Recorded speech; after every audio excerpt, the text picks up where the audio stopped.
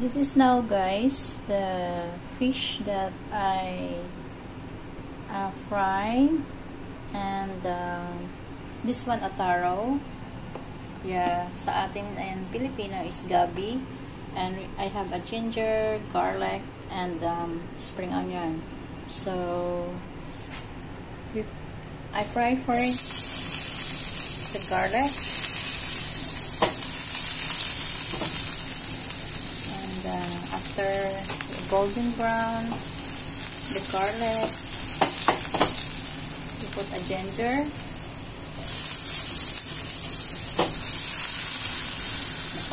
and guys,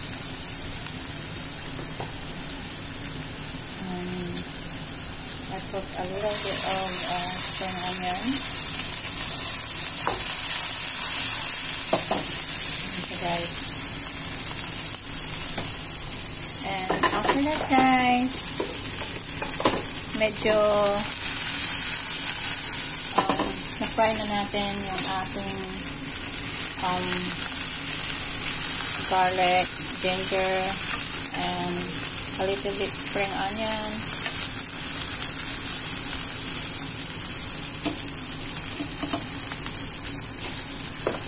Ilalagay natin yung ating gabi.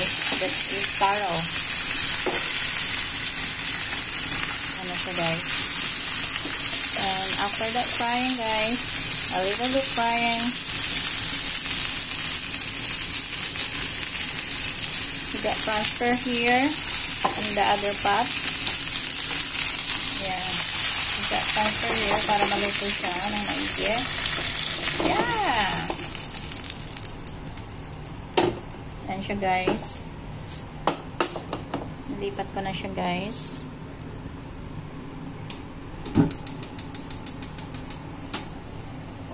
Ayan, guys. And after frying for that, guys, I put some water. Ayan siya, guys.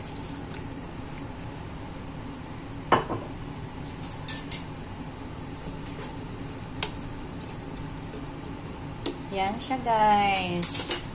Yan, lulutuin natin siya, guys, until lumambot yung taro, and after that, we put the fried fish here, and yes, guys, and pwede na natin lagyan ng asin, pampalasa natin, and whatever.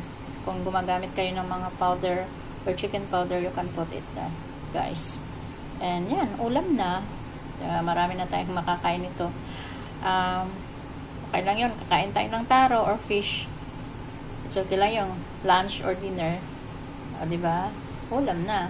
So guys, welcome back to my channel. Ngayon, guys, magluluto tayo ng isda na may taro. Yung gabi ba, guys? Yan, ipiprito muna natin itong pampret. Kapatid ito ng pampano. Yan, guys. Hiniwa-hiwa ko na siya, guys. Dito ko muna bago natin iluluto sa ating gabi. Yes, guys. Yan na, guys. Ayan na siya, guys. Malambot na yung ating taro. Gabi pa sa atin, guys. And ilagay natin yung fish. Here, guys. Yan. In a minute of time, pwede na. Yan lang siya, guys. So easy.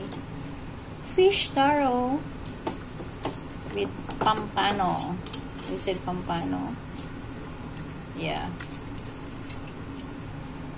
Yan na siya, guys. And after that, i-sprinkle natin yung ating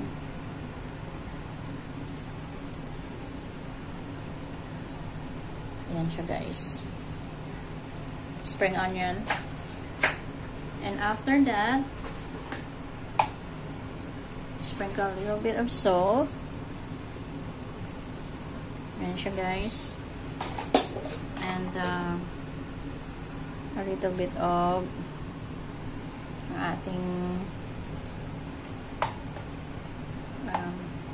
chicken powder. Pero naglalagay ako ng chicken powder with a small amount lang, guys, ng chicken powder. na siya, guys. And after that, din natin ganyan, guys. Oh. Yan.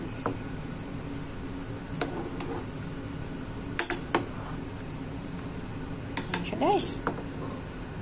So yummy. Yummy, yummy. Yummy na yung tummy natin dito, guys. Masarap itong taro eh. Masarap din ito, guys. I-boil natin siya sa meat, pork. Kung kumakain kayo ng pork, yan. Maganda yan, or barbecue pork. Yan na siya, guys. Yan. Eh? Yan, guys. That is for today video. And hindi pa kayo nakapag-subscribe sa aking channel, please subscribe and like and share para makapag-update pa kayo ng aking mga video na i-upload. Thank you so much and God bless us all. Yan, guys, masarap.